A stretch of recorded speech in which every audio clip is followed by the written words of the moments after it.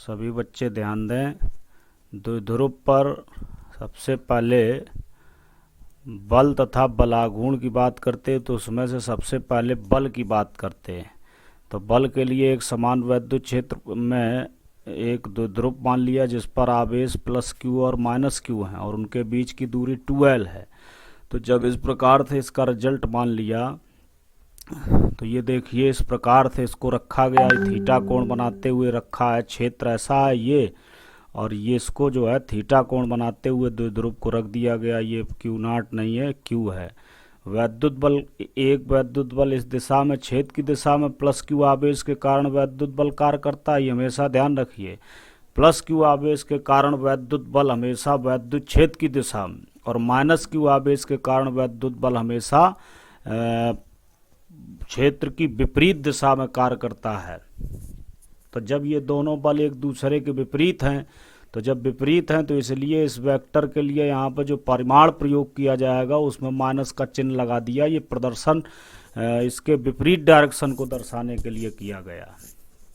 इसके बाद इसमें जब हम बल की बात करेंगे तो जब बल हम निकालेंगे तो जब द्विध्रुव पर जब परिणामी बल ज्ञात किया जाएगा तो परिणामी बल का मान F वेक्टर बराबर F1 vector plus F2 vector, अर्थात उसकी वैल्यू 0 हो जाएगी। इसलिए एक समान वैद्युत क्षेत्र में रखे द्विध्रुव पर कार्यरत नेट बल सदैव शून्य होता है, अर्थात द्विध्रुव सदैव स्थानांतरी संतुलन में होता है। एक नोट है, असमान वैद्युत क्षेत्र में वैद्युत द्विध्रुव पर नेट बल शून्य अथवा अशून्य हो सकता है। ये भी ध्यान रखें बच्चे, असमान वैद्युत क्षेत्र में द्विध्रुव पर नेट बल शून्य अथवा, यहाँ पर अथवा लिखा है, अशून्य हो सकता है। इसके बाद हम जब द्विध्रुव पर आघूर्ण की बात करेंगे तो जब आघूर्ण निकाला जाएगा तो उसमें जब F1 वेक्टर और F2 वेक्टर एक दूसरे के विपरीत हैं तो वो क्या करेंगे, द्विध्रुव को घुमाने लगेंगे, अर्थात एक बलयुग्म का निर्माण हो जाएगा। और बलयुग्म जो है एक प्रत्यानयन बलयुग्म आघूर्ण के कारण वहाँ पर उसमें घूर्णन होगा, तो उसे हम टाउ से प्रदर्शित करते हैं, टो लिखते हैं। तो टाउ बराबर एक बल का परिमाण गुणा दोनों बलों की क्रिया रेखाओं के बीच की लंबवत दूरी। तो जो बीच की लंबवत दूरी है, अभी ऊपर आप लोगों ने देखा फिगर में, ये बीच की जो लंबवत दूरी है बीच की, तो बीच की लंबवत दूरी ये रही दोनों के बीच की लंबवत दूरी। तो दोनों के बीच की लंबवत दूरी को जब प्रदर्शित करते हैं तो उसी से इसमें नीचे देखिए प्रदर्शित किया गया है, उसको लिखा गया है, बीच की लंबवत दूरी को क्या लिखा गया, bn। तो ये bn रहेगा, ये बीच की लंबवत दूरी है, ठीक है।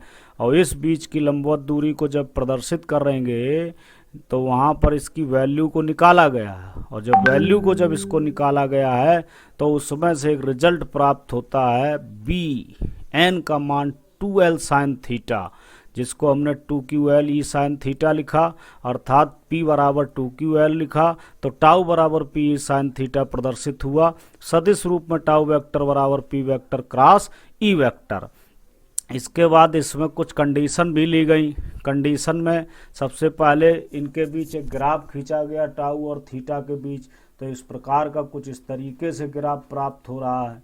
इसके बाद आगे दूसरी कंडीशन में जब इसको प्रयोग किया गया, थीटा बराबर 0 अंश पे अगर हम द्विध्रुव को रख देते हैं या 180 अंश पर रख देते हैं तो टाउ बराबर 0 प्राप्त होगा, यानी कि द्विध्रुव पर लगने वाला बल आघूर्ण शून्य होगा। उस समय द्विध्रुव जो है घूर्णी संतुलन में होगा। तीसरी कंडीशन में टाउ बराबर, जब थीटा बराबर 90 अंश जब रखा गया तो टाउ बराबर P रख दिया गया। इसके बाद जब रिजल्ट आया, यहीं से एक हमें रिजल्ट इसमें प्राप्त होता है। सभी बच्चे देखें, यहाँ से हमें वैद्युत द्विध्रुव आघूर्ण की परिभाषा एक प्राप्त हो जाती है कि टाउ मैक्सिमम अपॉन E किसी वैद्युत द्विध्रुव पर अगर एकांक वैद्युत क्षेत्र है का द्विध्रुव आघूर्ण परिमाण में उस बल आघूर्ण के बराबर होता है जो उस द्विध्रुव को एक न्यूटन प्रतिकूलाम तीव्रता के एक समान वैद्युत क्षेत्र में क्षेत्र की दिशा के लंबवत रखने पर द्विध्रुव पर लगता है। तो इस प्रकार से हम कह सकते हैं किसी एकांक वैद्युत क्षेत्र में, ऐसे भी कह सकते हैं किसी एकांक वैद्युत क्षेत्र में रखे द्विध्रुव आघूर्ण पर लगने वाले बलाघूर्ण या द्विध्रुव आघूर्ण को